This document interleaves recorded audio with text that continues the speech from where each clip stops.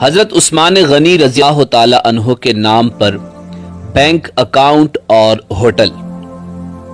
کیا آپ کو معلوم ہے کہ سعودی عرب کے ایک بینک میں خلیفہ سوم حضرت عثمان بن عفان رضی اللہ تعالی عنہ کا آج بھی کرنٹ اکاؤنٹ موجود ہے؟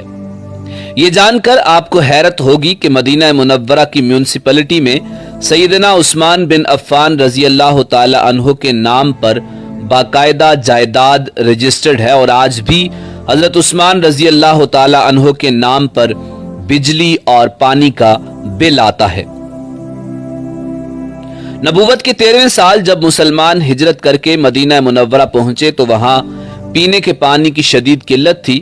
مدینہ منورہ میں ایک یہودی کا کنواں تھا جو مسلمانوں کو پانی مہنگے داموں فروخت کرتا۔ اس کنویں کا نام بئر روما یعنی روما کا کنواں تھا۔ وہاں ان حالات سے پریشان ہو کر مسلمانوں نے رسول کائنات صلی اللہ علیہ وسلم سے شکایت کی اور اپنی پریشانی سے آگاہ کیا تو اللہ کے نبی حضرت محمد مصطفیٰ صلی اللہ علیہ وسلم نے فرمایا، کون ہے جو یہ کنواں خریدے اور مسلمانوں کے لیے وقف کر دے؟ ایسا کرنے پر اللہ تعالیٰ اسے جنت میں چشمہ عطا کرے گا۔ حضرت عثمان بن عفان رضی اللہ تعالی عنہ اس یہودی کے پاس گئے اور کنواں خریدنے کی خواہش کا اظہار کیا۔ کنواں چونکہ منافع بخش آمدنی کا ذریعہ تھا اس لیے یہودی نے اسے فروخت کرنے سے انکار کر دیا۔ حضرت عثمان رضی اللہ تعالی عنہ نے یہ تدبیر کی کہ یہودی سے کہا، پورا کنواں نہ صحیح، آدھا کنواں مجھے فروخت کر دو۔ آدھا کنواں فروخت کرنے پر ایک دن کنویں کا پانی تمہارا ہوگا اور دوسرے دن میرا ہوگا۔ یہودی ان کی اس پیشکش پر لالچ میں آ گیا۔ اس نے سوچا کہ حضرت عثمان رضی اللہ تعالی عنہ اپنے دن میں پانی مہنگے داموں فروخت کریں گے، اس طرح اسے زیادہ منافع کمانے کا موقع مل جائے گا۔ چنانچہ اس نے آدھا کنواں حضرت عثمان رضی اللہ تعالی عنہ کو فروخت کر دیا۔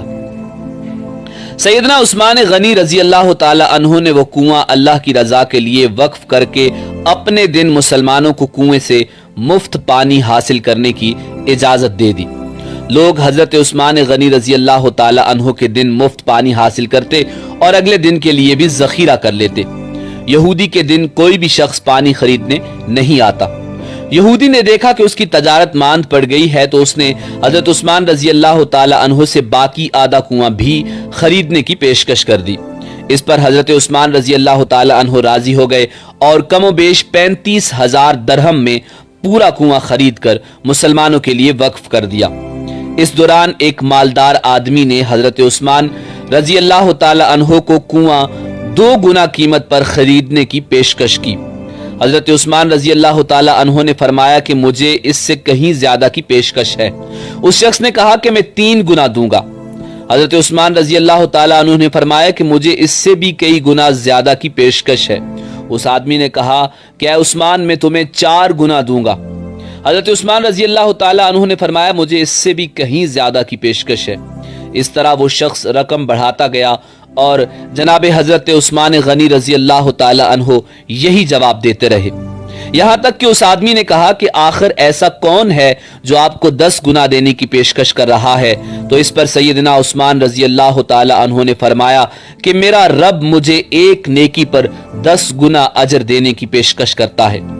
وقت گزرتا گیا اور یہ کنواں مسلمانوں کو سیراب کرتا رہا، یہاں تک کہ عثمان غنی رضی اللہ تعالی عنہ کے دور خلافت میں اس کنویں کے ارد گرد کھجوروں کا باغ بن گیا اور اسی دور میں ہی اس باغ کی دیکھ بھال بھی شروع ہو گئی۔ بعد ازاں آل سعود کے عہد میں اس باغ میں کھجور کے درختوں کی تعداد تقریباً 1550 ہو گئی۔ حکومت وقت نے اس باغ کے گرد 4 دیواری بنوائی اور یہ جگہ میونسپلٹی میں حضرت عثمان بن عفان رضی اللہ تعالی عنہ کے نام پر رجسٹرڈ کر دی گئی۔ وزارت زراعت یہاں کی کھجوریں بازار میں فروخت کرتی اور اس سے حاصل ہونے والی آمدنی سیدنا عثمان بن عفان رضی اللہ تعالی عنہ کے نام پر بینک میں جمع کرواتی رہی۔ چلتے چلتے یہاں تک اس اکاؤنٹ میں اتنی رقم جمع ہو گئی کہ مدینہ منورہ کے مرکزی علاقہ میں اس باغ کی آمدنی سے ایک کشادہ پلاٹ خریدا گیا جہاں ہوٹل عثمان بن عفان رضی اللہ تعالی عنہ کے نام سے ایک رہائشی ہوٹل تعمیر کیا جانے لگا۔ اس رہائشی ہوٹل سے سالانہ 50 ملین ریال آمدنی متوقع ہے۔ جس کا آدھا حصہ غریبوں اور مسکینوں کی کفالت اور باقی آدھا حصہ حضرت عثمان بن عفان رضی اللہ تعالی عنہ کے بینک اکاؤنٹ میں جمع ہوگا۔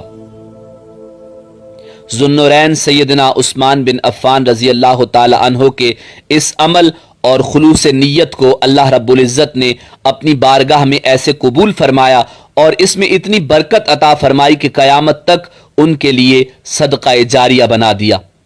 یہی وہ لوگ ہیں جن کی جانیں اور مال اللہ تعالیٰ نے اپنی جنتوں کے بدلے خرید لیے۔ یہی وہ لوگ ہیں جنہوں نے اللہ کے ساتھ تجارت کی، جنہوں نے اللہ رب العزت کو قرض دیا، اچھا قرض، اور پھر اللہ تعالیٰ نے انہیں کئی گنا بڑھا کر لوٹایا۔